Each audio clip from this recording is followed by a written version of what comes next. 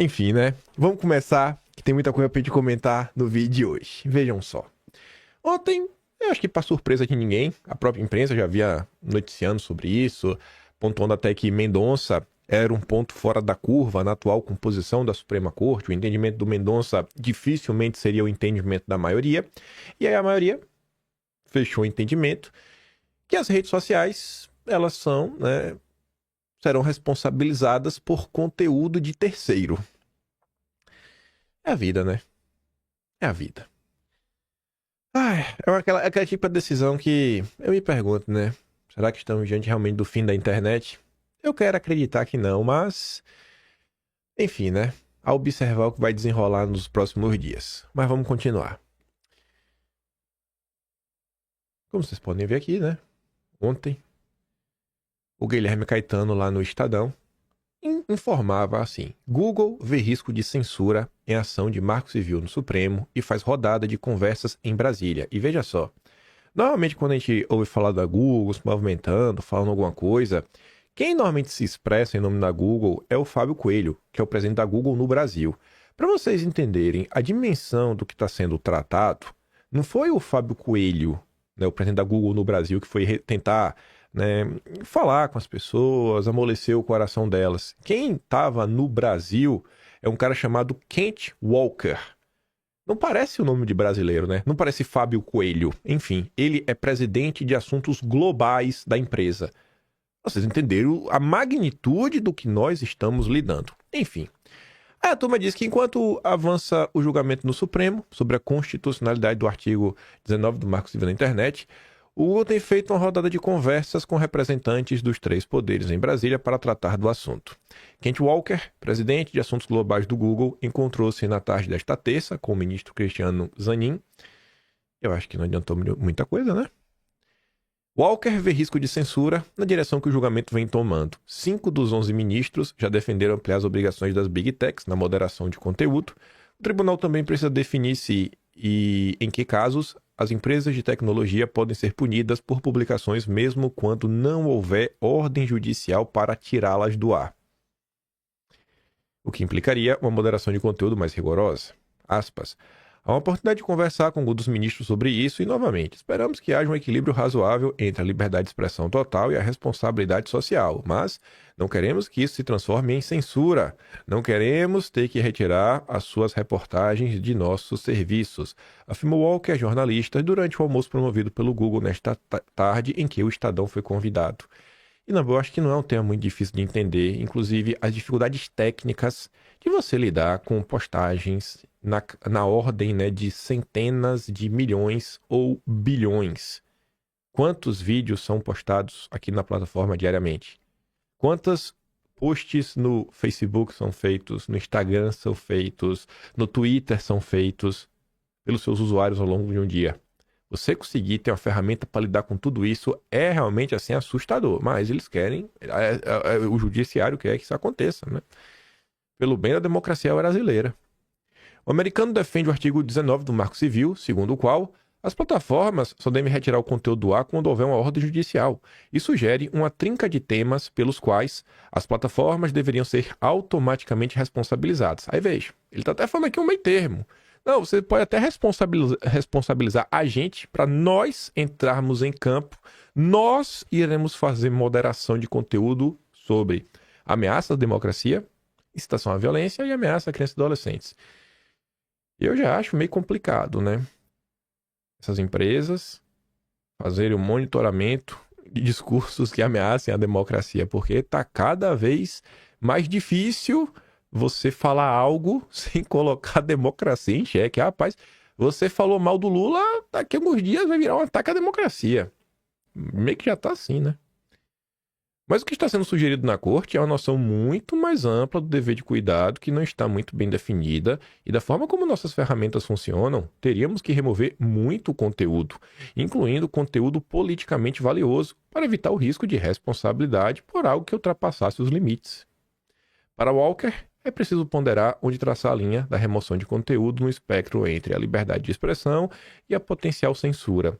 Isso porque o Google, apesar de ter aprimorado seu sistema de moderação de conteúdo, enfrenta milhares de publicações de conteúdo problemático todos os dias. E temos se responsabilizado por aqueles que passem pelo filtro da empresa.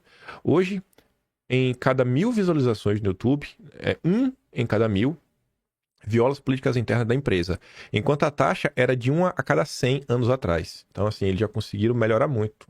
É 1 a cada 1.000. Era 1 a cada 100, agora está 1 a cada 1.000.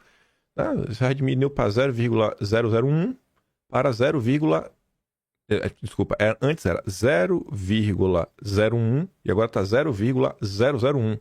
Então, pô, já foi uma melhora. Onde quer que você trace a linha, teremos que traçá-la de forma mais conservadora, porque nossos algoritmos não são perfeitamente precisos e não podemos correr o risco de infringir essa linha. Haverá o risco de censurar discursos legítimos. Quando você cria responsabilidades para plataformas que não têm como investigar a veracidade de uma determinada alegação.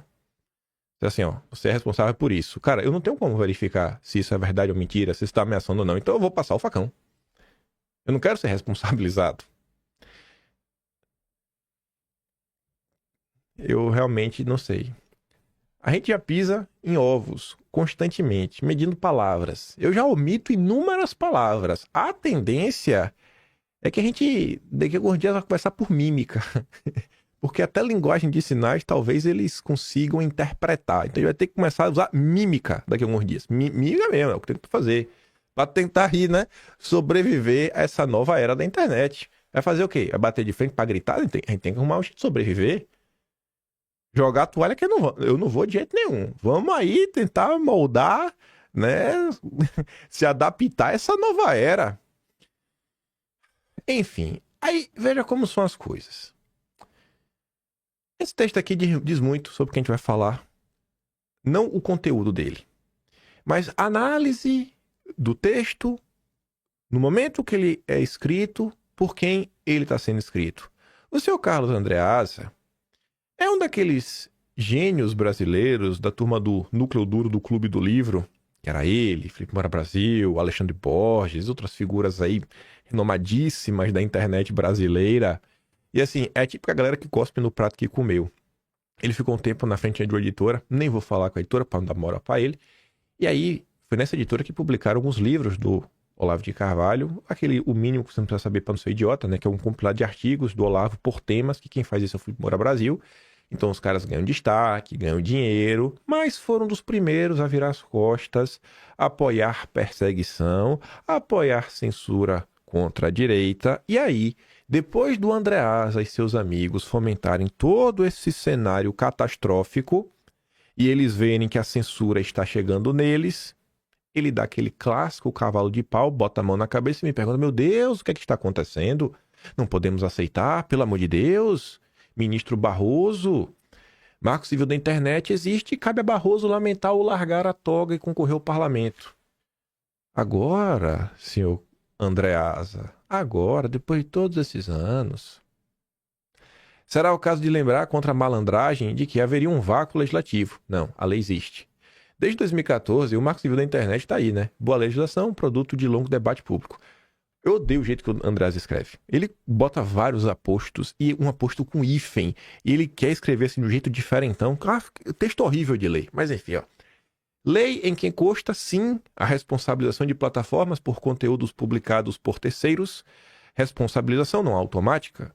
Previsão perfeitamente constitucional em consonância com o princípio segundo o qual somente se agiria para, por exemplo, apagar publicações em resposta a uma determinação judicial, protegida a circulação de ideias da imposição. Está na moda de censura prévia. Em proteção também ao espírito do tempo, emanado do Supremo, que transforma qualquer crítica em ataque, enfatize-se, a lei existe e prevê a responsabilização. Bom, essa parada de toda crítica virou um ataque, você ajudou. Você com sua coleguinha Vera Magalhães, aquele podcast maravilhoso que você fazia com a Vera Magalhães. Ave Maria! O que vocês aprontaram ali? Não lava as mãos. Vem com a mãozinha suja, vem. Bota a mãozinha suja no papel pra deixar digital. Aquela mãozinha suja, toda encardida, né? Mais suja do que mão de mecânico trocando pneu velho. Ah, meu Deus do céu. Difícil apontar-lhe a inconstitucionalidade. Impossível apontar uma omissão parlamentar. Difícil apontar a inconstitucionalidade do artigo 19. Fácil ou difícil é o que cabe ao Supremo. Provocado declarar ou não a constitucionalidade, ninguém dirá que o tribunal não deve exercer o seu papel. Não se trata de recusar decidir um tema. Tem de decidir. Pode decidir erradamente.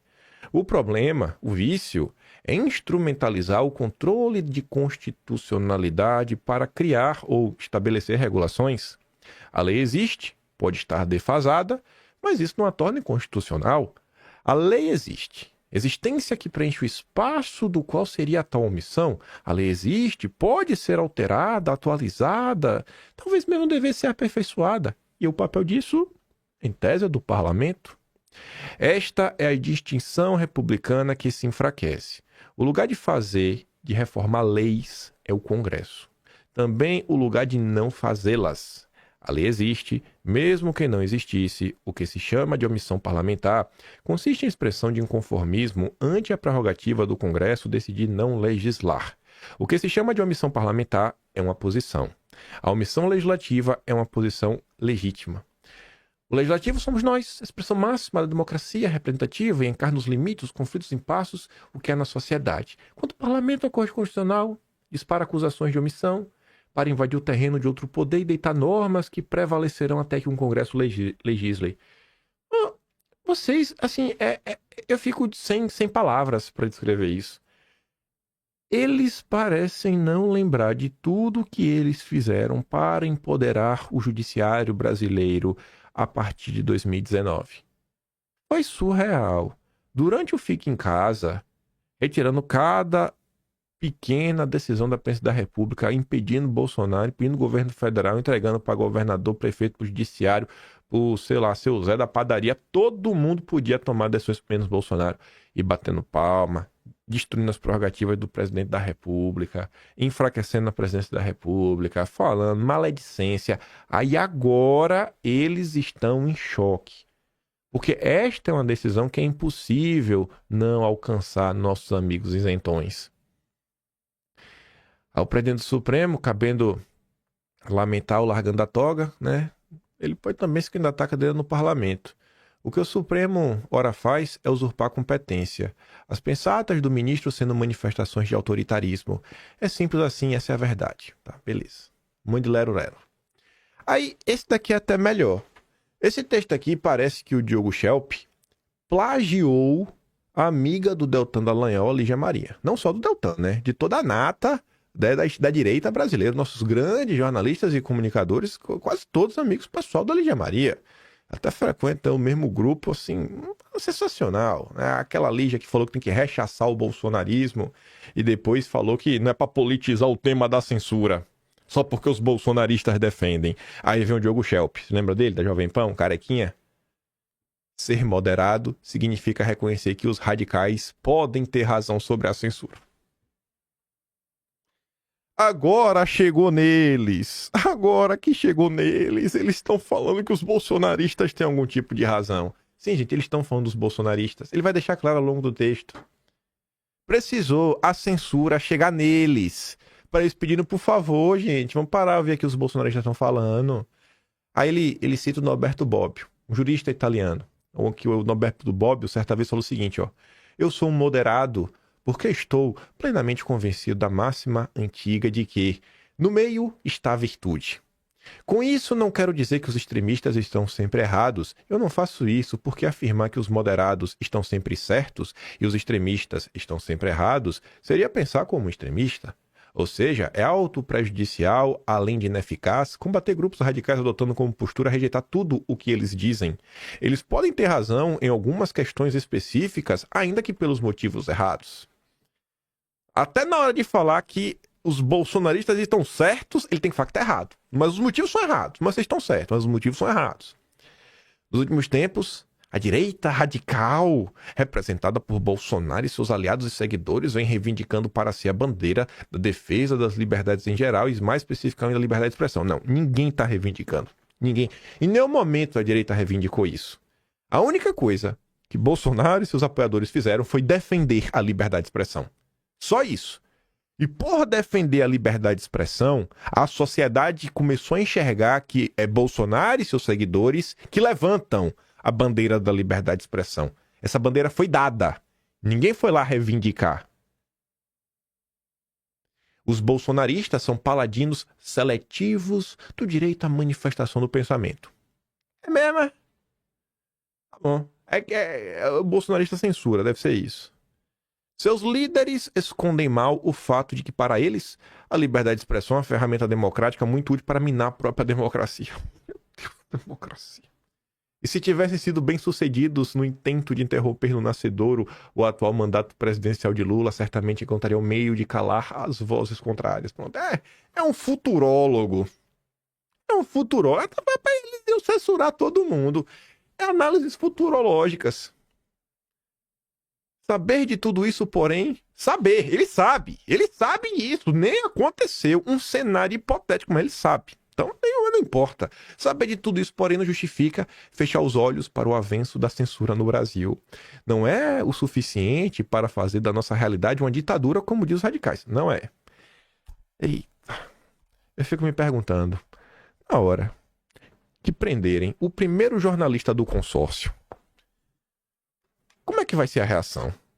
E tem horas que eu fico achando que, se prenderem um jornalista do consórcio, o que é que vai acontecer? A esquerda vai fazer a festa, porque a esquerda também não é muito chegada no consórcio, gosta da Globo, né?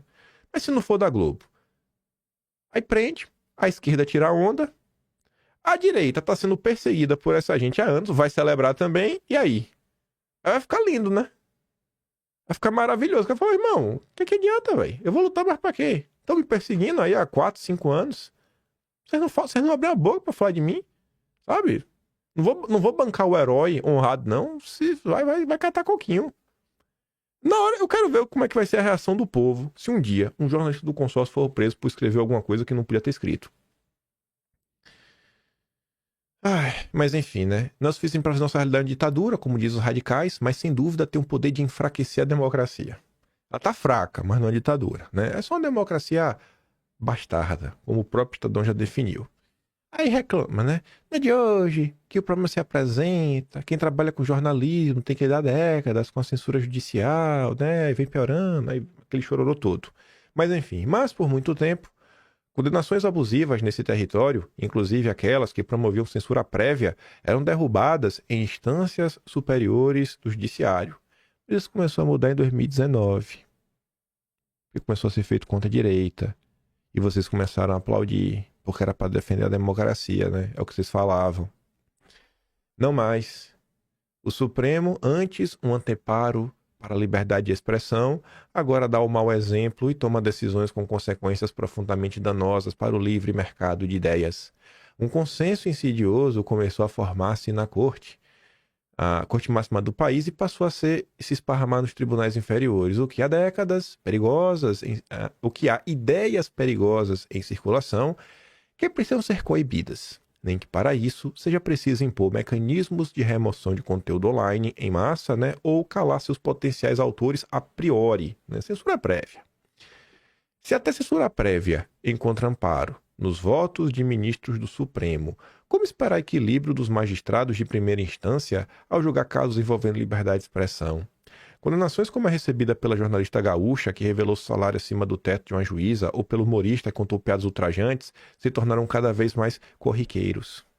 Pode parecer tentador aceitar interpretações da lei que evitem a divulgação de ideias e opiniões que nos parecem odiosas. O problema é que censura é como creme dental. Depois que saiu do tubo, é impossível colocá-lo de volta. Passa a fazer parte da cultura jurídica e política do país, servindo a diferentes propósitos, e uma hora se vira a quem aplaudiu. Contra você, Diogo Schelp. A sua hora está chegando. Se hoje aqueles que dizem defender a liberdade de expressão o fazem por motivos escusos, essa é uma outra questão a ser combatida dentro das regras do jogo democrático. Afirmar que extremistas estão sempre errados seria pensar como extremista. Usar censura para calá-los seria agir como eles. É uma cara de pau, né? Quem que o bolsonarismo calou? Quem que o bolsonarismo calou? Não encontra amparo na realidade. Não encontra amparo na realidade o que esse cara tá falando. Sério, assim, no final do dia ninguém quer resolver nada. No final do dia, A ânsia de querer estar certo e de destruir um homem está destruindo o país inteiro. A ânsia de destruir Bolsonaro está destruindo o país inteiro, porque as pessoas estão dodóis. Elas têm elas estão dodóis de, não sei, de Bolsonaro, sei lá, de bolsofobia aguda. É um medo agudo do Bolsonaro. Então elas têm que fazer tudo, porque é a coisa que elas mais têm medo na vida. Não é passar fome, não é perder dinheiro, não é pegar uma doença grave, não é o Bolsonaro. O cara tem que terminar metendo o louco mais uma vez. Aí tivemos julgamento ontem, né? O resultado a gente abriu ali no início. Aí vem aqui, ó, Ronaldo Lemos, fundador do ITS. E eu sempre falava pra vocês o seguinte, ó. E se tá duvidando, faz o teste. Faz o teste desde 2019. Pegue todas as matérias da Globo, que tá falando de censura, regulação das redes, e veja quem são os dois grupos que a Globo sempre vai atrás. Um é o ITS, fundado pelo Ronaldo Lemos, que tá lá, né, um dos pais do Marco Civil da Internet. E o outro grupo é o NetLab. São sempre esses dois grupos. NetLab, ITS. NetLab, ITS. Aí tá ali, né? Um dos pais do Marco Civil. Curioso ver o Supremo legislando no caso do Marco Civil. Até a criação de um órgão regulador pelo Supremo apareceu nos votos, o que desrespeita de uma só vez as prerrogativas do Executivo e do Legislativo. Adeu Montesquieu, Constituição e toda a história da teoria do Estado. Aí o Rômulo Maia comenta, né? Uai, precisou o Supremo rasgar a lei bebê do professor para ele descobrir que não existe mais Constituição e separação dos poderes no Brasil? Ô, coitadinho. Ô, meu Deus. Passou 5 anos pregando censura junto à Globo. Ô, papai. Não fica triste, não. Não, que a censura chega para todo mundo. Por outro lado, olha a alegria do NetLab. NetLab, inclusive, né, muito próximo do Felipe Neto. Ricardo Feltrin, ninguém vai me falar que o Feltrin é um bolsonarista, né? Não sei nem se dá pra colocar o Feltrin na direita. O Feltrin, eu adorei esse texto do Feltrin. Coloca ali a imagem, a cara de felicidade do NetLab vem na censura, vindo com tudo. Regulação das redes. Globo News, eu vou ler o que o Ricardo Feltrin escreveu. Vou ler o que ele escreveu. Globo News houve, entre aspas, manipuladora de pesquisas sobre redes, Marie Santini, do NetLab, bancada pela Open Society do Soros, ONG liderada pela amiga Manuela Miklos, sócia da Mayra Cota, advogada das falsas acusadoras do Marcos Mellen. Que balaio, né? Que confusão! Mas quem poderia imaginar, né, que isso ia dar errado um dia? Parabéns aos envolvidos. Aí chegamos no ponto alto. Vou mostrar ali um pouco da hipocrisia do consórcio, né? A gente já fala sempre, mas eu não canso de pontuar. Chegamos no ponto alto. Aqui é um compilado de tudo que há de melhor. A fala do ministro, o marceneiro do consórcio, o maior marceneiro deste Brasil, Samuel Pancha. Se você quer comprar um criado mudo, um guarda-roupa ou um shadow cabinet, um gabinete das sombras, para você colocar os seus pertences e o ladrão não encontrar, procura esse rapaz. Samuel Pancha até hoje, rapaz, não entregou o móvel do Lula. Porque o Shadow Cabinet do Bolsonaro veio com sirene, música fúnebre, toda a criminalização que ele aprendeu com Guilherme Amado. Mas agora o nosso marceneiro Samuel Pancha desapareceu, né? Agora ele fala de Fórmula 1. Ah, Pancha, eu não tenho como esquecer isso, né, cara? Eu não tenho como esquecer isso. Eu lembro que em 2021 eu cheguei a fazer um vídeo uma vez falando, cara, o que você tá fazendo no final do dia é desestabilizando o país. Você tá tirando a comida do prato do povo. Ele deu risada. Ele botou um recorte disso na internet, né? YouTube aqui é cheio pra família Bolsonaro. Diz que eu tô tirando comida do prato do brasileiro. Como é que tá o Brasil hoje? O Brasil tá comendo bem? A corrida tá boa? Tá funcionando bem? A gente tenta falar, né? Mas adiantou? Não adiantou. Aí tá ali agora, ó. Isso não é normal, galera. Não adianta fingir que é normal e chamar de extremista quem diz que isso aqui é normal. O Samuel Pancha tá sendo chamado de extremista. Oh, você virou um extremista também, foi, Pancha? Aí vem o Roberto Freire. O Carlos, eu tô chamando ele agora de Carlos Lacerda de 2025. Que assim como o Lacerda apoiou um golpe, depois ele teve seus direitos aí caçados, né? Foi escanteado pelo regime. O Lacerda achou que ia dar um poder de volta pra ele. O Roberto Freire tramou muita coisa, viu? Eita, que o Roberto Freire tramou contra Bolsonaro. Então, a gente fala um pouco sobre isso. Aí, depois de tudo que ele aprontou, agora ele vem, ó. Um regime de partido único, onde não existe oposição, servir de exemplo para o Supremo brasileiro, onde ainda vigora um sistema democrático e pluralista, é o fim da picada e o suprassumo da desfaçatez e da sem-vergonhice liberticida que assola o país.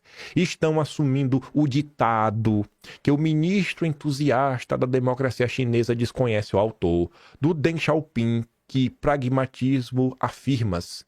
Não importa a cor do gato, contanto que ele casse o rato. O rato, no caso, é a nossa liberdade. Vamos ouvir aqui a fala do nobre ministro. Realmente vai ser censurado sozinho, né?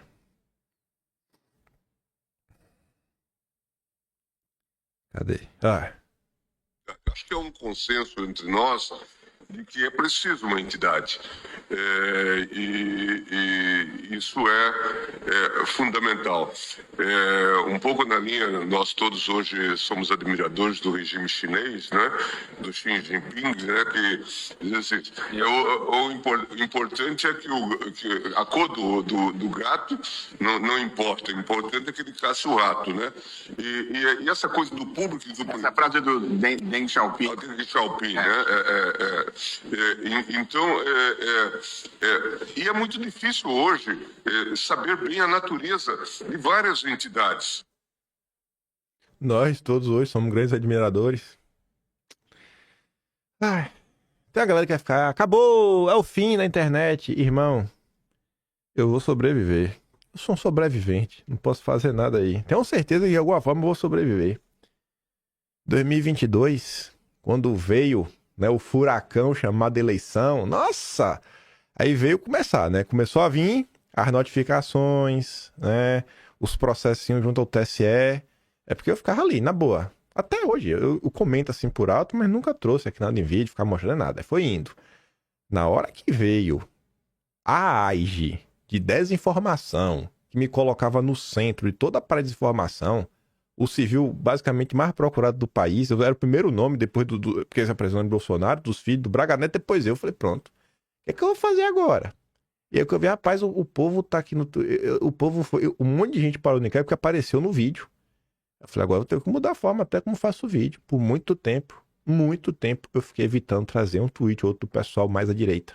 Só trazia tweet de político, né, verificado, e fiquei assim. A gente vai mudando a palavrinha aqui, mudando a palavra acolá. O importante é a mensagem, alguma mensagem chegar. E a gente vai sobreviver, velho. Na boa. Me recuso a achar que acabou. Eu me recuso. Ver o pessoal lá reclamando, isso aqui. Até o dia que o pessoal fala assim, puxei o cabo da internet, a gente vai estar aí, enchendo o saco. Na boa, né? Com leveza, né? Alto astral. Eu vou fazer o quê, velho? Eu tenho que encarar a vida como ela é. O pessoal reclama demais, viu? Pior que reclama com razão, né? Nossa senhora. É que eu acho que reclamar... Tem algumas coisas que às vezes que você ficar reclamando, ficar remoendo tristeza, não vai levar a lugar nenhum. A Bia da Caserna, ela comenta o seguinte, né? Ela coloca uma nota do William Vac, agora, de maio, quase um mês atrás. Lula pede ajuda à China para regular redes no Brasil. Aí a Bia diz assim, né? Menos de um mês de Lula pedir para a China enviar um emissário para ajudar a regular as redes no Brasil, a corte, por a maioria com direito a elogio de um ministro ao modelo comunista, né, censurador daquele país. Sabe, parece até que é um aceno ao PT. Mas tudo bem. Já que ela puxou o William Vac, o Vac comentou, né, ontem, sobre essa situação. E agora, a gente já tá perto de chegar na parte boa agora. Escuta só. Vai vir pelo STF a regulação de redes sociais no Brasil. Como? Ninguém ainda sabe. Os ministros formaram hoje maioria para responsabilizar redes sociais por publicações de usuários, mas os critérios ainda serão definidos. Há pelo menos dois, monumentais impactos políticos envolvidos nessa postura do STF. O primeiro tem a ver com a relação entre os poderes. O Legislativo não conseguiu aprovar até aqui uma regulação para a matéria, além do que já temos e que passou pelo Congresso, que é o Marco Civil da Internet, cujo artigo 19, aquele que responsabiliza plataformas que não retirarem conteúdo após decisão judicial, esse detalhe é fundamental, após decisão judicial, é o artigo que foi julgado inconstitucional pelo Supremo. Então, o Supremo vai fazer o que o legislador não fez. Não se sabe ainda se é com aquela pressa que foi pedida pelo Executivo, que se vê inferiorizado na luta política nas redes sociais, daí seu claro interesse numa regulação, que não pode ser confundida com censura, alertam os provedores, não só as Big Techs, diga-se de passagem.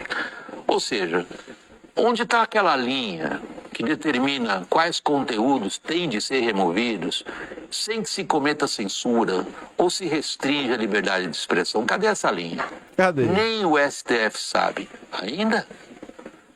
Vem daí o segundo grande impacto político dessa postura do STF de pôr ordem no mundo da internet.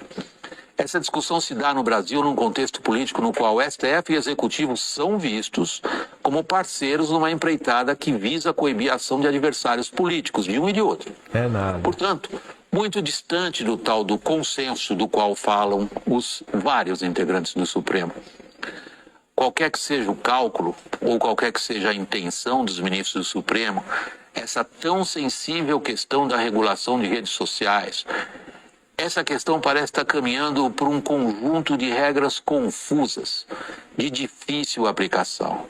Está ruim sem elas. Poucos acreditam que ficará melhor com elas. É, né? Tá ruim, né? Tá ruim, gente. Tá ruim. Tá ruim.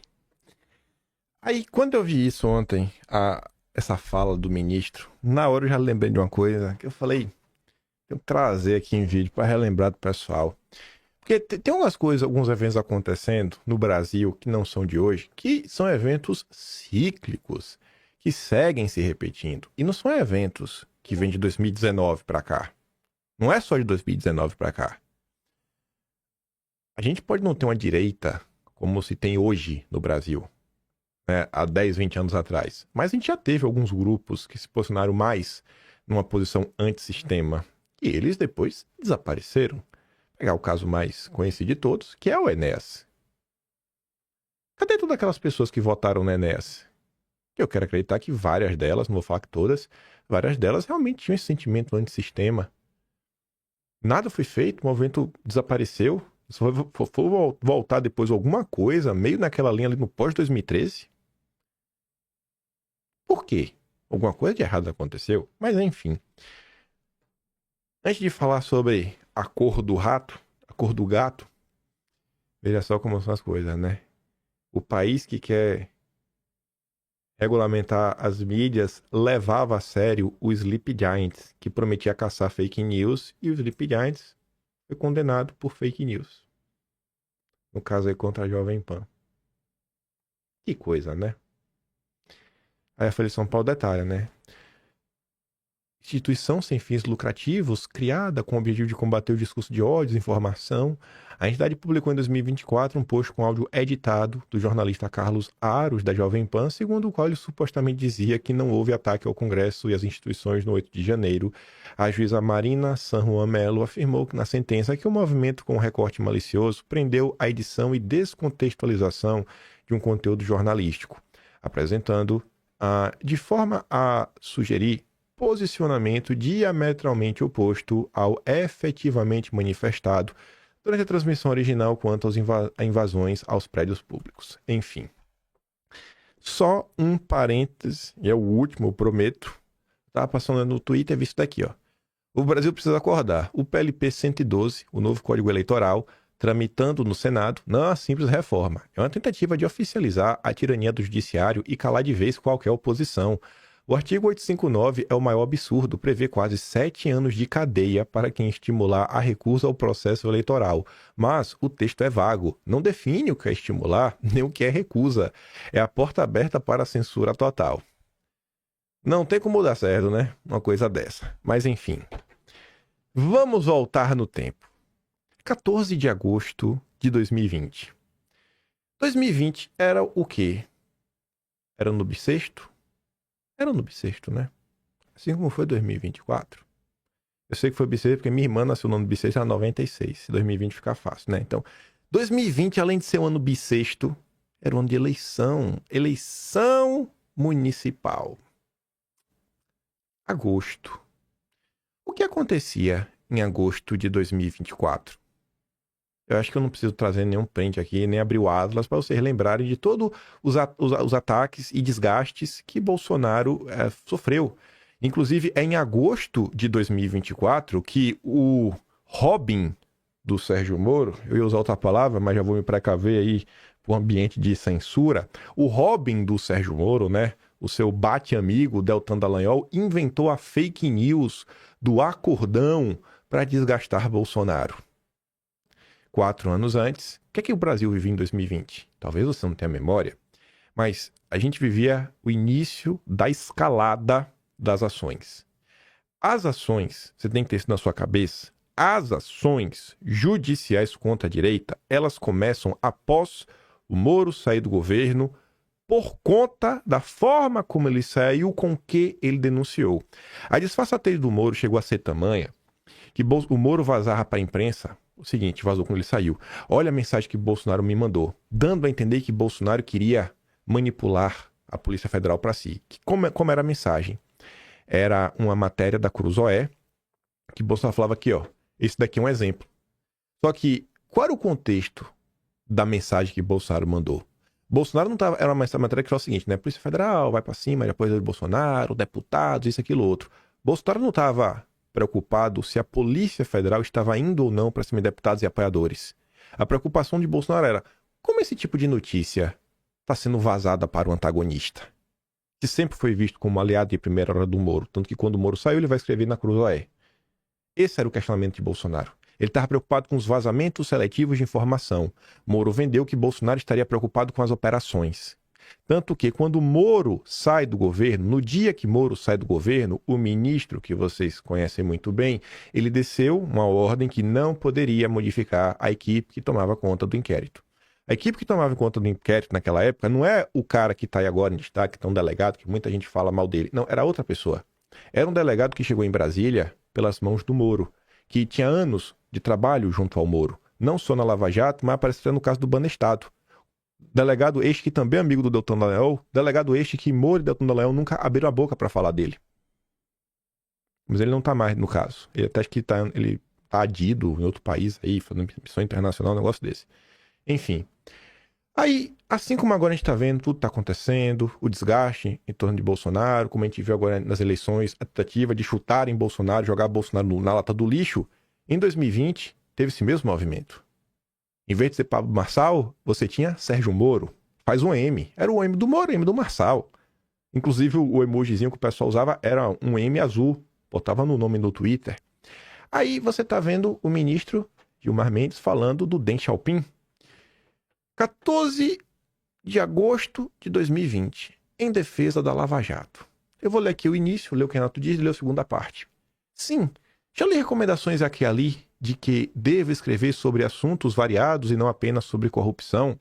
Em minha defesa, os 4 artigos escrevidos na Cruzoé foram sobre temas bem variados, a contra-intervenção militar, a favor de reformas das instituições, sobre a liberdade de expressão em redes sociais, e apenas o Senhor das Moscas foi sobre ameaças, da corrupção e tudo mais. E o curioso é o Moro falar contra a intervenção militar, né? Como se alguém estivesse pregando intervenção militar. Ele ajuda a fomentar esse tipo de narrativa. Aí o Renato, na época, escreveu o seguinte: quanto mais o biografado fala, mais divertido fica. O ditado o ditado citado por ele como bom diz muito sobre a forma como ele pensa. Estado livre, policialesco, ainda é pouco. A face absolutista fica cada vez mais nítida. Pesquisem a respeito de quem criou o ditado. Quem criou? Deng Xiaoping. Na segunda parte, Moro falava assim, ó. Para satisfazer em parte as cobranças, esclareço algumas oposições. Eu sou a favor do livre mercado, da iniciativa privada. As nações mais prósperas são aquelas que souberam incentivar o desenvolvimento a partir do investimento privado. Não se ignora, evidentemente, que o Estado tem um papel importante na regulação do mercado, especialmente para evitar excessiva concentração de riqueza, prevenir monopólios e oligopólios, incentivar a livre concorrência, prover serviços de segurança, saúde e educação pública e não descuidar de políticas de amparo social. Sou, por princípio, desfavorável à excessiva intervenção do Estado no domínio econômico, mas confesso que sou bastante pragmático nesse tema. Um bom ditado vem do ex-premier chinês Deng Xiaoping. Não importa a cor do gato, desde que ele pegue o rato. Que coisa, né? Aí eu fiquei com as coisas na cabeça. Eu lembro que Moro falou sobre isso em mais de um momento. E aí eu fiquei na cabeça uma defesa do Moro, um desses artigos da Cruzoé dele, que ele estava defendendo o Tribunal um Tribunal Internacional Anticorrupção. Abrindo mão da soberania nacional. Ele até fala que tem casos que vale a pena abrir mão da soberania nacional. E aí eu fui atrás do vídeo que eu comentei sobre isso. Aí fui lá nos meus arquivos. Aí eu quero mostrar para vocês. Eu achei o vídeo, né? Óbvio. Olhei a data, era só ir atrás da data. Hoje é o vídeo 2056. No episódio 760. Mais de 1.300 dias atrás. 1.300 dias atrás. Olha o que a gente está precisando comentar. Da mesma forma que hoje, não só hoje, mas nos últimos meses, nos últimos anos, você vê constantemente uma massa de pessoas analfabetas políticas que não fazem nenhuma questão de compreender o funcionamento básico da política, tramitação de uma lei, né, o funcionamento mínimo do parlamento, como é o... Meu Deus, não é o código interno. A regra do jogo, nossa, fugiu da cabeça agora. Estudar o regimento interno, né? Como funciona a eleição da Câmara, do Senado. E sim, a todo momento, Bolsonaro fazia uma movimentação, tentava trazer, sei lá, o Centrão para conversar, porque precisava dos votos do Centrão. Vendido, safado, vagabundo. As mesmas pessoas que batiam em Bolsonaro lá em 2020, lá em 2021, que ele era vendido, que ele se vendeu para o Centrão e que não tinha a menor vontade de tentar entender o que estava acontecendo, eram as pessoas que apoiavam o Moro. Assim como, agora em 2024, a mesma galera que batia em Bolsonaro, vendido, safado, vagabundo, se vendeu para o sistema, apoiando o Pablo Marçal, que no final do dia terminou fazendo live com Boulos, fora todas as mentiras que ele contou, né? Uma fraude completa. É o mesmo padrão. Aí, assim como o Marçal fez todo mundo morder a língua e fingir que nunca apoiou o Marçal, com o Moro a gente viu o mesmo movimento. Olha só, existem pessoas boas no Centrão, diz Moro sobre cogitar aliança com qualquer partido. Por quê? Porque agora o Moro era candidato. O mesmo Pablo Marçal que ia lutar contra o comunismo e que depois fez live com Boulos. Quando é com eles, vale tudo. Na época se questionava Nando Moura, com a cara do Lula, Kim Kataguiri, o Zalé de primeira hora. E aí o pessoal lembrava, né? Joyce xinga Bolsonaro, cafetão de deputado, tchutchuca do Centrão. Cadê agora a Joyce? A Joyce estava apoiando o Moro. Mais do que isso, Moro ironiza Bolsonaro por aliança com o Centrão, política como ela é. Ex-ministro da Justiça fez crítica irônica usando fala do novo líder do governo na Câmara, Ricardo Barros. Mas quando é o Moro pode. Aí você vê aqui também, o Moro não diz aliança. Então assim, o Moro pode, mas os outros não. É o mesmo processo. As pessoas simplesmente não querem entender. As pessoas seguem buscando uma perfeição impossível de ser alcançada, porque não tem como ter perfeição num sistema representativo, plural, onde a direita não tem maioria, e a gente fica preso. Um grupo, muitas vezes, também que fica sedento por estética.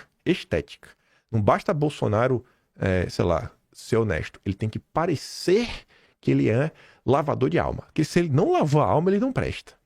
Aí você tinha, né, um monte de coisa. Assim, eram as contradições atrás de contradições. Várias pessoas aí comentando o Moro na época. Aqui tá a entrevista que ele deu pro Globo, né? Tudo bonitinho, maravilhoso. Aí o pessoal mostrava as contradições, tipo Kataguiri, ó. Eu sou do Centrão, diz Bolsonaro defender aliança com o Bloco. O presidente rechaçou o que chamou de termo pejorativo e afirmou que já integrou partidos do grupo como PP e PTB. Falou, cara, preciso da turma. Aí o que Kataguiri falava? Pronto, gado do Bolsonaro. Agora já pode defender o Centrão também. 4 meses depois era a vez do Moro e o Kataguiri batendo palma, sendo que o Kataguiri é de um partido do Centrão, né? Até hoje, União Brasil. Aí o pessoal perguntava, e aí, Kataguiri? Vai falar não, que é Tijuca do Centrão, Sérgio Moro? O Arthur Duval também é a mesma coisa, nem vou falar isso aqui. Aí, ó, o nosso jornalista Cláudio Dantas. Cláudio Dantas, o Cláudio Esponza. Agora ele é Cláudio do Novo. Cláudio do Novo. Não guarda o rancor de Lula, afirma Moro. Nunca houve cruzada pessoal contra Lula, diz Moro sobre condenações do Lula. Cadê o Cláudio Dantas para escrever aqui? Ô Dantas, por que na época tu não escreveu um texto que Moro estava errado a humanizar Lula? Por que tu não fez isso, Dantas? Era o Maynard que não deixava, é? O chicote de couro do Maynard? O Maynard tinha um chicote de couro, é? Ah, Dantas! Cláudio Dantas! Rapaz, o Partido Novo e a Carol Esponza domesticaram o Cláudio Dantas, bicho. Eu não consigo acreditar. O cara que, Ave Maria, viu? Era independentão. Com auxílio do deputado União Brasil, Moro avança sobre redutos de Bolsonaro. Quem? Bozella. Que é quem? O cara que se elegeu pelo PSL. Como foi que Marçal ganhou destaque? Não foi com os meninos de ouro da direita? Com apoio dos influenciadores, dos jornalistas, fingindo demência o que estava acontecendo?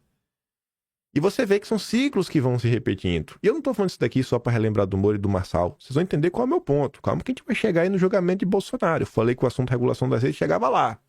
Aí eu não vi lá do Bozella da época. Próximas pesquisas trarão Moro consolidado em terceiro lugar, tirando votos de Bolsonaro. Quantas notícias como essa saíram na eleição? Não, a próxima pesquisa vai mostrar Marçal liderando. Não ganhou, né, irmão? Deu ruim. Aí o Santos Cruz... roeu a corda, foi pro Podemos, aí o Moro traiu o Santos Cruz, tudo bem, maravilhoso. Olha lá, entrevista com o Claudião, mais uma vez, Cláudio Esponza, jornalista do Novo. 20 minutos do pato do Moro no antagonista. O Tribunal de Corrupção será inspirado na Revolução Colorida Ucraniana. No de Estabilidade Econômica é o PSDB e PFL. Brasil esteve pior com Lula do que hoje com Bolsonaro, meio normal, né? Tá achando ruim agora, espera janeiro de 2023. Aí tava lá o Moro, né? Falando exatamente sobre isso. Tribunal Penal Internacional, abrindo mão da soberania nacional. Aí, olha o Brasil do Cláudio Dantas. Sonhei que Moro tinha aberto um think tank com recursos recuperados pela Lava Jato para formar gestores e promover compliance, com reuniões anuais no Paraguai. Estava rolando a reunião entre delegados, procuradores e auditores para discutir o regime político, mas aí apareceu Enfim, né? Aí vida que segue. Sérgio quer de Sérgio. Um dos motivos de ter saído do Ministério da Justiça e Segurança Privada, com texto explicado em reunião privada ministerial. Tem que pegar o vídeo para ver o que era. Mas aqui, ó. Queria chegar nesse ponto. E aí a gente corta disso daqui pro Roberto Freire. Antes de chegar em Bolsonaro. Estamos quase chegando. Mais de 5 minutos chega em Bolsonaro. No presente momento. Rodrigo Constantino, que aderiu 100% na campanha do Pablo Marçal. Constantino foi um daqueles que, no dia que o Twitter foi bloqueado no Brasil e que Bolsonaro vinha aí de comício atrás de comício, de manhã, tarde e noite, o silêncio de Bolsonaro é ensurdecedor. Ah, meu Deus do céu, eu não aguento essas coisas, viu? Constantino foi daqueles que, quando o Moro saiu do governo, o governo acabou. Aí depois mordeu a língua. Admito se tratar da nata dos economistas tucano. Era o quê? Moro, assim como o Pablo Marçal da vida, e todos esses movimentos que vão surgindo sempre cíclicos, porque o que já está aí, que está entregando algum tipo de resultado, nunca presta, que é o Bolsonaro, né? O Bolsonaro é um inútil, mas está ali. A turma que o Moro trazia para perto, para discutir os rumos da economia do Brasil. Aí o Constantino falava, né? A nata dos economistas tucanos. O Ilan Goldfagin, ou coisa dessa, procura aí no BID, no Banco Mundial. Tá direto aí. Em parceria com o governo Lula. Olha o que o Ilan está colocando para avançar em termos de agenda verde. inclusive em parceria com o Campos Neto, o Haddad e o Galípolo. Dá uma olhada aí. É de má baixa. Esse aí dispensa comentários. É a nata da ortodoxia. Eduardo Gianetti, o Stuberger, aquele do Fundo Verde que fez campanha pro Lula em 2022. Ele mesmo. Pedro Malan, tem precisa também, junto com o Pacharida e o próprio Armínio Fraga. Só a nata dos apoiadores do Lula. Então, assim, é sempre o mesmo processo. A cada momento, quando esteticamente Jair Bolsonaro não entrega o que a direita quer, ai, ele fez uma ironia, ai, ele fez uma piada, ai, ele não falou o que eu quis, ai, ele não foi para o embate no julgamento, logo eu tenho que destruí-lo. Eu tenho que destruí-lo para agora surgir a verdadeira direita. A eterna busca pela verdadeira direita. Um dia ela chega. Eu espero que um dia ela chegue. Aí, antes, eu falei, agora só tem a questão do Roberto Freire para a gente chegar no Jair Bolsonaro. Veja como são as coisas. Em julho do ano passado, eu fiz um dossiê para falar que existe um sistema no Brasil, que é o establishment brasileiro. E eu falava muita coisa, falava até do Moro também na época, e falava de como todas essas figuras se conectavam. Por exemplo, eu falava da Tabata, que era a garota do Armínio, que entregava o Agora, junto com o Paulo Artung, que se filiou no PSD. Eu até reclamei isso em vídeo, né? O Tarcísio foi pro jantar de filiação do Paulo Artung lá no PSD, achou um absurdo isso, mas tudo bem. Aí, que o Artung é líder do Renova BR, que ganha o apoio do Deltan, que no grupo Agora você tem também a Ilona Zabó, que é amiga do Moro, que o Moro indicou pro governo, que é a garota do Soros, abraçada com Soros, aqui é o filho do Soros, na casa do FHC, que além do Moro nomear para o governo, o Santos Cruz já tinha levado dias antes. Nesse mesmo grupo aqui, do Agora, tem o Gereissati Filho, procura aí os vínculos da família Gereissati com Eduardo Leite, você vai achar vínculos muito, muito amorosos, né? E você vê que diversos desses aqui são jovens, a imagem deve estar muito pequena aqui, e vai ficar de coisa. Mas tá aqui, ó. Jovem líder global pelo Fórum Econômico Mundial. Diversas dessas pessoas são membros do Fórum Econômico Mundial. Tanto que Moro Conazabó tá no Fórum Econômico Mundial. Aí eu falava sobre Moro, 750 mil reais. Aqui é uma pesquisa do Google que mostra o quê? É a notícia exatamente que o Moro trabalha bilionário e vai chegar em 3 continentes, né? Que era a notícia, não sei se vai estar aqui mais pra frente. Aí quem também tá nesse grupo é o Hussein Kalou, que é a espécie de Felipe Martins do governo Temer, que estava lá na CNN agora em julho de 2024, né, a reclamar aí do Brasil como sempre.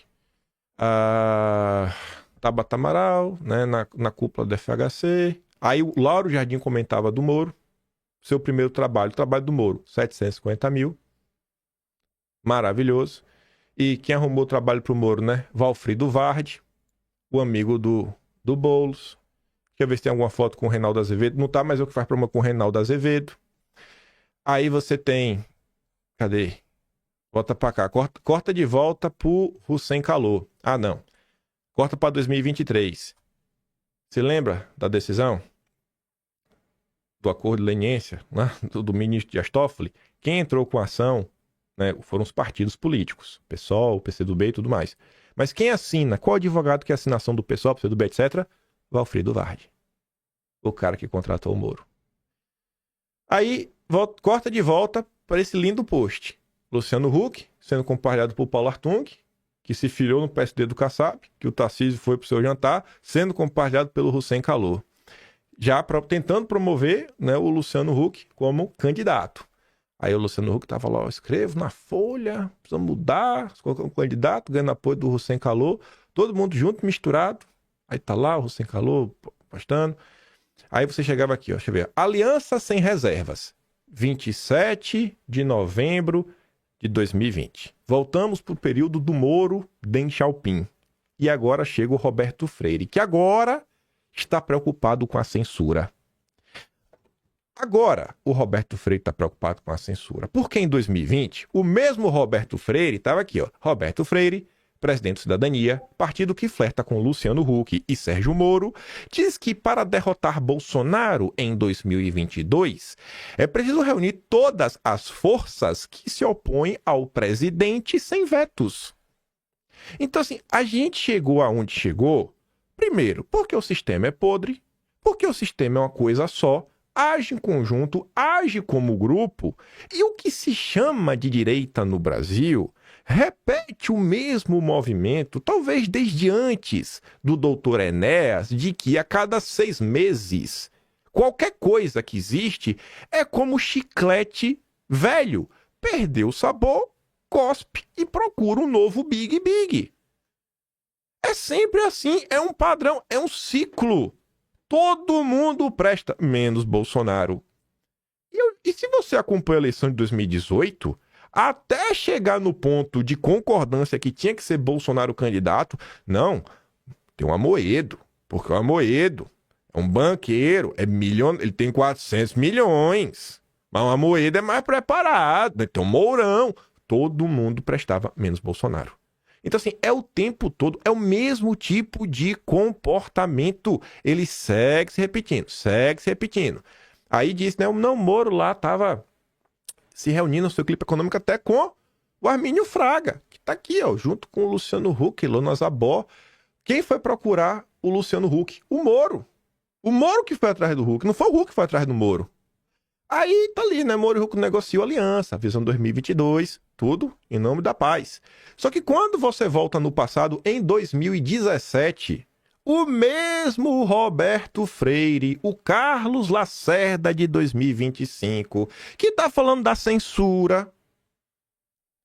Luciano Huck já definiu o final de dezembro como data limite para anunciar a decisão de concorrer ou não à presidência da República. Ele aprofundou os contatos na quinta com 2 conversas na casa de Armínio Fraga. À tarde, acompanhado de Lona Zabó, cofundadora do Movimento Agora e diretora do Igarapé, enfim, né, que atua, blá, blá, ele reuniu-se com o presidente do PPS, o Roberto Freire. Então, são as mesmas pessoas, o mesmo movimento, uma eterna tentativa de emplacar a terceira via. O tempo inteiro. Só que não presta é Bolsonaro. O único que tem que ir, né? Deltan diz que extrema-direita ataca a Lava Jato, pois teme candidatura de Moro. Não muda. Não muda. É o mesmo padrão o tempo todo. E fica uma massa de pessoas, assim, um medo de perder o que não tem. É o medo de perder, vocês não têm nada. Ai, meu Deus, mas se fulano brigar com ciclano, a direita vai... Que direita, meu Deus do céu? Que direita? Olha, você já lembra desse vídeo aqui? É o vídeo que o gigante segurando uma rocha gigantesca e fica aqui, ó. Um castelo pequenininho jogando pedra no gigante. Aí Bolsonaro falava, bom dia, estou agora em reunião no G20. Eu tô sozinho, velho. Eu tô sozinho segurando essa rocha, velho. É sério que vocês vão ficar me dando flechada pelas costas? É sério isso? É sério isso? É sério mesmo? Aí, quando o Bolsonaro tava falando do G20, né? Bolsonaro deixa participantes do G20 em choque ao tratar de racismo. Delegações não esconderam o constrangimento no discurso de Bolsonaro, sem sintonia com a realidade. Não é porque Bolsonaro não é woke. O fica em casa não pode servir de justificativa para ataques às liberdades individuais, diz Bolsonaro na cúpula do G20. Sempre defende a liberdade de expressão. Mas não, esse aqui não presta. Presta o Marçal, presta o Amoedo, presta o Moro. Qual vai ser o próximo aí que vem?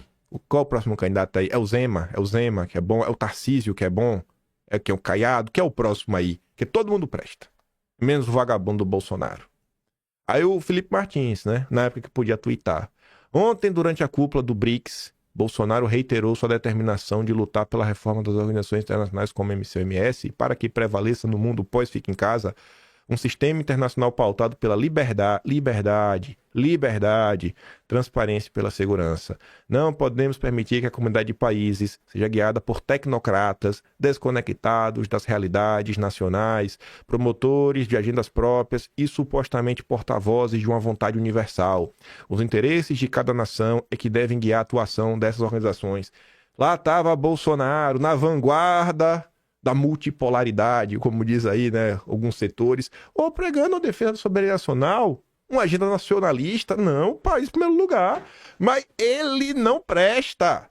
Isso daqui foi em 2020, no mesmo período que o Deltan dizia que a extrema-direita estava atacando a Lava Jato. Extrema-direita. Aí, ó a nata, 2024. O Augusto de Franco, que outro dia eu trouxe até em vídeo, reclamando que nada pior do que os autocratas da direita. Pedro Doria, Roberto Freire, Eduardo Jorge. Tem outro aqui. Quem tá compartilhando? O Batista Júnior. O da Aeronáutica. O da Aeronáutica. Lembra da Aeronáutica? Aí agora do inquérito do golpe? Olha ali, ó. Olha lá. Todo mundo presta. Menos Bolsonaro. Todo mundo.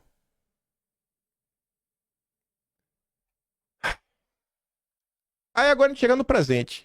Com 1h02. Ainda tem muita coisa pra falar. O vídeo vai ficar longo. Aí ontem, essa introdução foi importante. 20 minutos relembrando o passado. Porque tem gente que não lembra o que comeu no almoço. Aí Carlos Bolsonaro fala o seguinte. A orquestra interestelar está mais uma vez afinadinha hoje. Tudo tão previsível e revelador. Aí eu vou ter que trazer algum exemplo, né? Vou ter que trazer algum exemplo dos nossos amigos intergalácticos. Vou mostrar primeiro alguém que eu acho que estava rebatendo o intergaláctico. Eu não sei se foi direto ou não, mas ficou parecendo. Não, nem aqui ainda. Calma. Não, vamos logo então, vamos logo. Eu acho que a Ana Paula Henkel, ela tá rebatendo os intergalácticos. E eu já te mostro por quê. Ana Paula Henkel fala o seguinte, ó. Bolsonaro está enfrentando um julgamento totalmente kafkiniano. Cara, é surreal o que estão falando com o Bolsonaro. Ela tá defendendo o Bolsonaro. Diferentemente dos Estados Unidos, não há onde recorrer com seriedade e imparcialidade. Não foi apenas na retórica que o Brasil se tornou a ditadura. As condições no país não são as mesmas da justiça americana. Comparações em qualquer âmbito são brutalmente injustas e imprecisas. Cara, vocês querem comparar Bolsonaro com Trump, isso é uma injustiça muito grande. Por que eu acho que ela tava dando um aviso pros intergalácticos? Nosso amigo churrasqueiro, fofoqueiro de WhatsApp, posta ali, né? Foto do Trump, cara de mal. Ó. Pegar, viu? Qual foi a postura de Trump diante da perseguição judicial que enfrentou? Nos depoimentos formais, Trump falou pouco, mas mesmo assim registrou críticas contundentes. Fora do tribunal, cravou o caráter político dos processos sempre que pôde. No processo civil sobre as práticas comerciais de suas empresas em Nova York, ele encarou o juiz Arthur Engoron. Este é um julgamento muito injusto, é terrível o que você fez, você não sabe nada sobre mim, você é na procuradora que não passa de uma militante política. Já no único, só teve um, né? Um único processo criminal acerca dos alegados pagamentos para silenciar uma stripper, Trump optou por não depor. Ele pode não depor, ele pode optar, viu? Rapaz, ainda assim na coletiva em frente ao tribunal atacou. Temos um juiz corrupto totalmente em conflito que está me impedindo de fazer campanha. Vai lá, fala aí no Brasil pra ver. Fala aí no Brasil isso aí pra ver o que acontece. Pra ver aí se sai vivo, se sai solto aí dessa entrevista. Este foi um julgamento fraudado por um juiz em conflito, uma desgraça. Vocês estão para promotoria financiada pelos Soros e todo o resto. Eu fico com a Ana Paula Henkel, viu? Que acha que é injusto esse comparativo. A tropa intergaláctica do churrasqueiro, eu acho que tá fazendo churrasco queimado. Aí vem outra aqui, ó. Quando se joga com a própria liberdade diante de um doido, é preciso revelar quem ele realmente é. Não se brinca, não se ironiza, não se debocha, não se usa sarcasmo, não se faz piada. Sabe, tem toda uma regra. Tem um manual de regras, né, que Bolsonaro não leu. Burro, não leu as regras.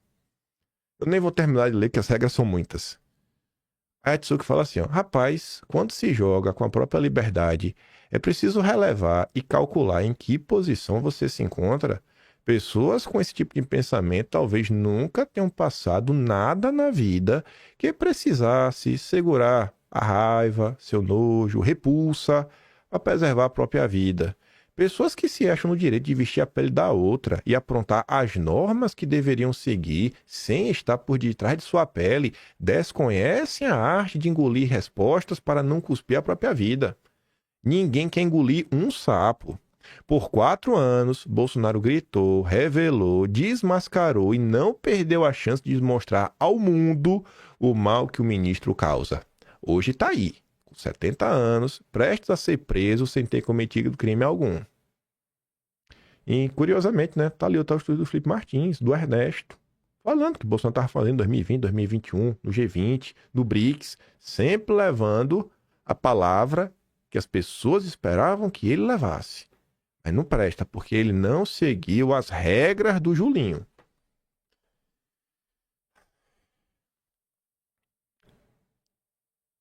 Tem um tweet do Olavo sobre engolir sapos. Deixa eu botar aqui na tela, só porque eu lembrei aqui agora do engolir sapos.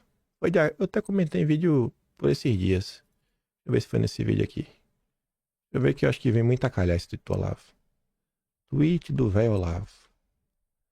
Velho Olavo, me ajude.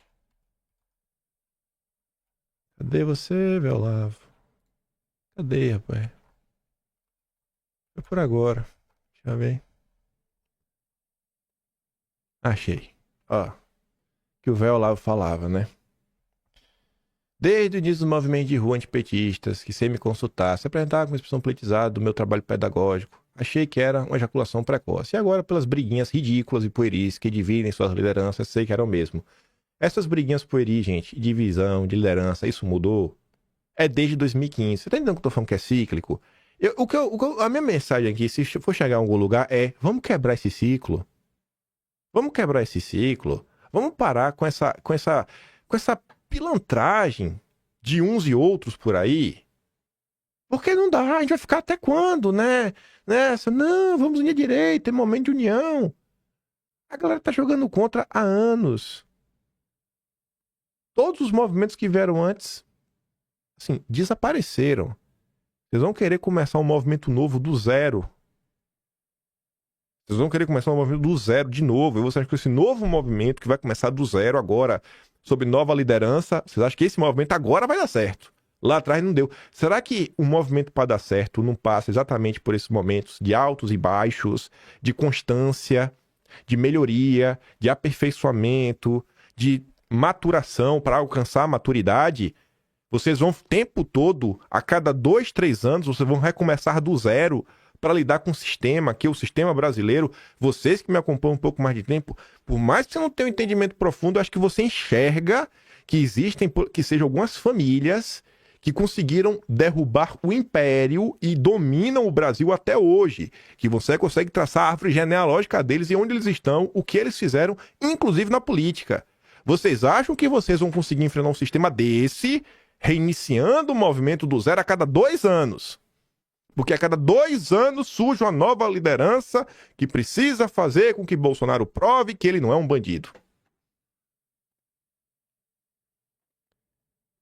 Sem maturidade cultural da maturidade política. É claro que mesmo vendo o despreparo dos candidatos a líderes, me abstive de boicotar esses movimentos e até lhes dei alguma ajuda, tendo em vista a justiça das suas reivindicações e o agravamento da situação em torno. Mas, ainda assim, mantive a distância profilática, à espera de que a evolução dos acontecimentos esclarecesse melhor as possibilidades reais desses movimentos e de seus líderes.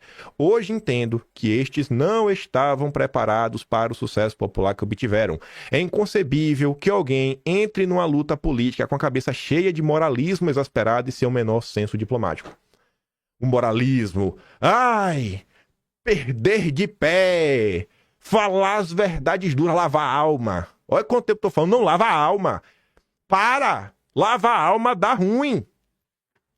A capacidade política mede-se pela capacidade de forjar alianças e fazer com que sutilmente a colaboração entre os bons, os medianos e os maus tendam para o lado do bem. Eu não vejo ninguém empenhado em fazer isso. Só vejo por toda parte um senso exagerado da própria honra e uma recusa histérica de engolir sapos, por pequenos que sejam. Ninguém quer engolir um sapinho. Mas vamos voltar pro dia de ontem. Aí o Toca diz, né? Tem parlamentar que simplesmente não se importou com o julgamento do Bolsonaro. Por que é Bolsonaro inelegível e transferido passivamente seu capital político?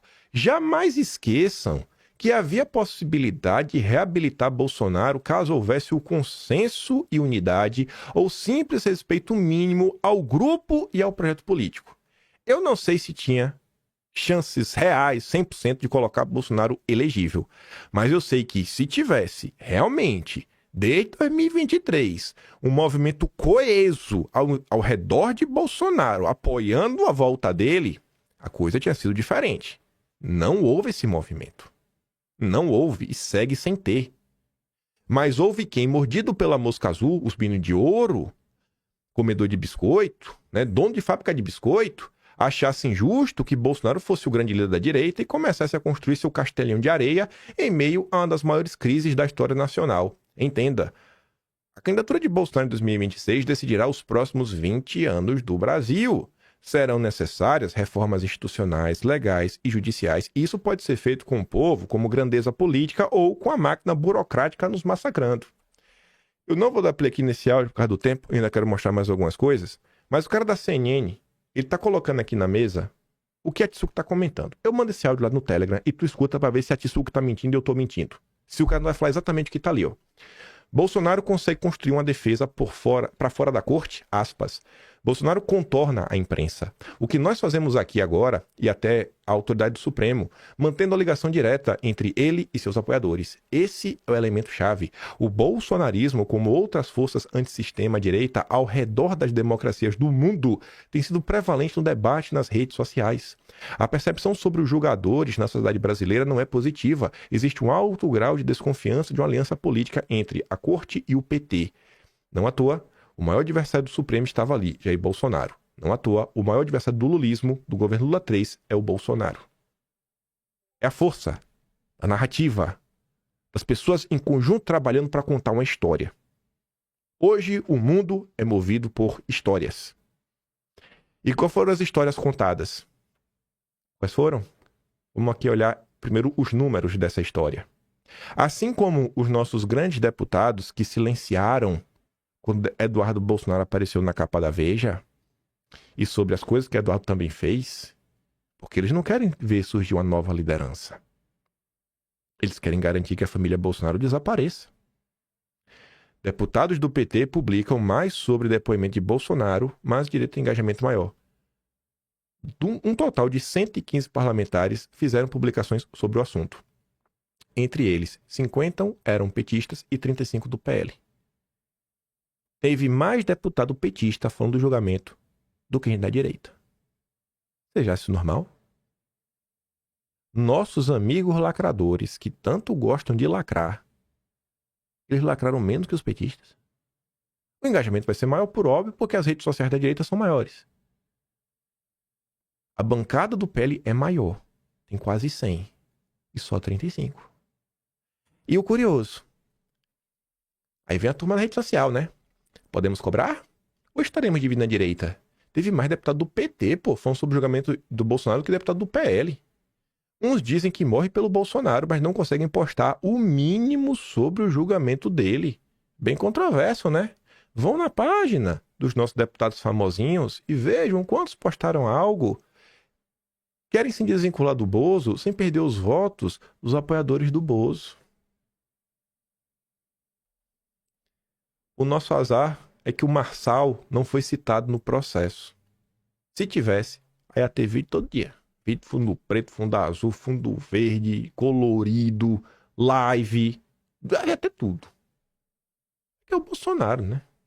Ninguém aguenta mais o Bolsonaro. Vamos jogar ele embora. É o Marçal. Votei no Bolsonaro em 2018 e 2022. Não consigo nem explicar o sentimento que senti assistir o vídeo dele dando risadinha pro ministro. O moralismo exacerbado que o Olavo falava. Ninguém quer engolir um sapinho sequer. Ninguém quer ser diplomático. Era o que o Olavo falava, né? É impressionante como pessoas, né, com esse grande QI não conseguem medir proporcionalidade. O Bolsonaro é mais culpado que os autores do processo, que os perseguidores e demais membros do estamento. Entrega os companheiros e pede desculpa a Vossa Excelência. Quem foi que Bolsonaro entregou? Quem que Bolsonaro entregou, gente? Cara, critica. Pra mim, critica de forma honesta. Pedro Cerice. Dono do antagonista da Cruzoé, né? Ele tava ontem reclamando da cor do gato. Tem que falar pra ele rever, então. Reler o texto do Moro lá na Cruzoé. Ele pode até alegar que foi na época que ele não era dono. Aí vem o Cássio Ouro, o pet do Danilo Gentili, né? Fiquem aí que nem, enfim, né? Meretrizes brigando por Bolsonaro pelo MBL ou pelo que seja e não construam uma unidade enquanto nação. Enquanto você procura apontar o dedo aos outros, diz então, Gilmar assumiu que toda a corte admira o regime comunista. Somos uma ditadura. Diz o cara que apoia o Gentili, né? E é amigo do MBL. Parabéns aos mais de 5 milhões de brasileiros que votaram nulo ou branco. A gente está aqui, por quê? Porque quem votou no PT, por quem anulou o voto, pela direita que não conseguiu obter maioria, todo mundo tem uma parcela de culpa. Agora, não dá pra gente tapar o sol com a peneira, né? Esse é o MBL, esses são os isentões. Não dá, pô. Não dá. A minha regra é simples. Se você apoia a perseguição, eu não quero ser seu amigo. Eu não vou conversar com você. Eu aceito diferença ideológica. Eu não aceito defender perseguição, que é o que o MBL sempre fez. Aí, para terminar o vídeo de hoje, doutrinação, likes e a distância do povo. E aqui a gente chega aos finalmente. É revoltante ver o que o governo Lula faz e ainda pretende fazer com o Brasil. E ver que quem deveria se unir para combater os desmandos está mais preocupado em lacrar. Enquanto o povo brasileiro amarga uma situação econômica e social cada vez mais difícil, o PT segue sua cartilha com a formação política que mais parece doutrinação para manter sua base fiel. E a direita? A direita parece mais preocupada em quantos likes suas postagens vão ter, desperdiçando um tempo precioso. A Fundação Perseu Abramo, braço ideológico do PT, é um exemplo claro de como a esquerda opera. Eles oferecem cursos e seminários que, na verdade, são aulas intensivas de como pensar igual, de como repetir a mesma ladainha. É uma formação política que mira em adestrar, não em capacitar para um debate de ideias. O resultado é uma militância que, embora coesa, vive numa bolha incapaz de enxergar a realidade cruel que o governo do seu partido impõe ao povo.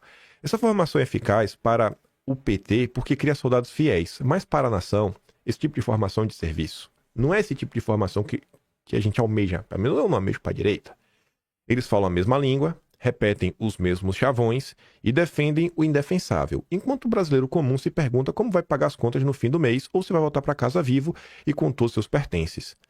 E a direita, que deveria ser a voz da razão neste momento, está em seminários como o do PL, discutindo como bombar no Instagram, como viralizar no TikTok. A preocupação é com engajamento, com métricas, com algoritmo.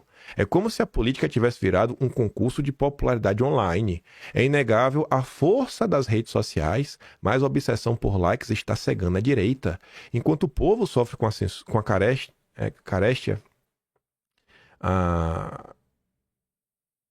com a falta de oportunidades e com a sensação de abandono, eles gastam dinheiro e energia para saber como criar hashtag. Lula derrete nas pesquisas, o país agoniza e a direita está mais preocupada em quem fez o melhor meme. O paralelo é cruel e revelador. De um lado, o PT doutrinando sua base para fortalecer um governo que amassa o povo. De outro, uma direita que, em vez de se organizar e apresentar um projeto de país, se perde na busca por curtidas. Ambos estão longe do povo. O governo Lula dificulta cada vez mais a vida do povo brasileiro e a direita perde uma oportunidade de ouro. Com Lula derretendo, o caminho estaria aberto para a direita apresentar um projeto sólido de país, com soluções reais para o povo, unificando o discurso em torno de propostas robustas. Mas, enquanto a prioridade for o número de likes, a chance de resgatar o Brasil parece menor. O brasileiro não curte isso. Só para terminar. Ontem, o Elon Musk tuitou para o mundo: lamento algumas das minhas postagens sobre o presidente Trump da semana passada. Elas foram longe demais. Tem uma galera aqui do lado do Musk, viu? Ave Maria. Teve uns liberais brasileiros, que gostam de churrasco também, falando que Trump devia rever, porque Musk foi essencial na vitória dele. Como assim? Tá, venceu e por causa disso ele tem, né, um induto para fazer o que quiser?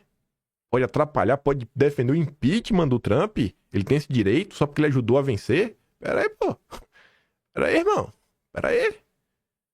Mas aí Trump, como diplomata, engolindo sapos, Trump agradece pedir desculpa de Musk. Ex-aliados falaram no telefone e ontem eles se encontraram. E eu falei, né? Se alguns tivessem esse tipo de comportamento quando passam do ponto, as relações no Brasil seriam muito mais fáceis. Mas o brasileiro não consegue nem sequer pedir desculpa, nem reconhecer que pode estar errado em alguma coisa. Então assim, ó, eu coloquei aquela foto do Enéas, aquele texto do Olavo de 2015, Bolsonaro não era presidente. E o Olavo já mostrava dessa crise eterna que a direita vive. Sabe? Vamos quebrar esse ciclo. Tem 10 anos. 10 anos do post do Olavo no Facebook. 10 anos. Foi em 2015. Já teve Marçal. Já teve Moro. Agora vê os governadores democráticos. Teve Amoedo. Teve Mourão. Foram opções em 2018. Quem acompanha a eleição lembra. O movimento do Enéas desapareceu. Chegou a ser o terceiro mais votado no país. Não tinha internet. Um movimento que não tem passado, que o presente não preserva o passado, e o que o presente não aponta para o futuro, aí não vai chegar em lugar nenhum. Enquanto ser de direita nesse país for ser antipetista, a gente vai ficar sofrendo esses mesmos males eternamente. O antipetismo hoje é um problema tão grande ou maior do que o petismo. Porque o antipetismo blinda uma galera que só joga contra. E as únicas coisas que fizeram a direita rachar e sair, que seja enfraquecida, foram esses movimentos de dentro da própria direita. Até o dia de hoje, nada do que a esquerda fez, nada do que o sistema fez com que o apoio social, a base popular que a direita tem, reduzisse. Pelo contrário, só fez crescer. Só fez solidificar. A direita se fez em cima do sistema. Os únicos rachas, deslizes, enfraquecimentos vieram pela própria direita. Se não quebrar esse ciclo, Bolsonaro virará o Enéas. Daqui a 20 anos, vão redescobrir Bolsonaro, vão falar que o povo era burro na época, que não soube valorizar o presidente que tem, e quem sabe aí nasce uma nova pessoa. Vão transformar, tá nesse ponto, cabe ao brasileiro transformar Bolsonaro no Enéas, que vai ser esquecido e redescoberto daqui a 20 anos, ou tentar corrigir os erros do passado e finalmente a direita dar um próximo passo. Sair desse eterno 2013. Likes, vídeos, sem estudo, sem aprofundamento, sem nenhum tipo de embasamento, os mesmos assuntos, os chavões, assim, o mundo mudou. O mundo mudou. E se nós queremos chegar em algum lugar melhor, nós também temos que mudar. Isso dá trabalho. E às vezes o pessoal não quer ter esse trabalho, mas eu só vejo este caminho. Eu fico por aqui. Vou mandar os 2 vídeos, o que eu não dei play da CNN e o do ministro lá no Telegram. Se gosta do meu trabalhinho, quiser dar um pouco mais, passa no canal. Tem um botão de valeu, tem um Patreon na descrição e tem o Atlas Brasileiro, né? É o único registro da história desse Brasil. O único. Chora, morde o cotovelo. Aquele grande beijo e abraço. Tamo juntos. Vejo vocês amanhã. Fui!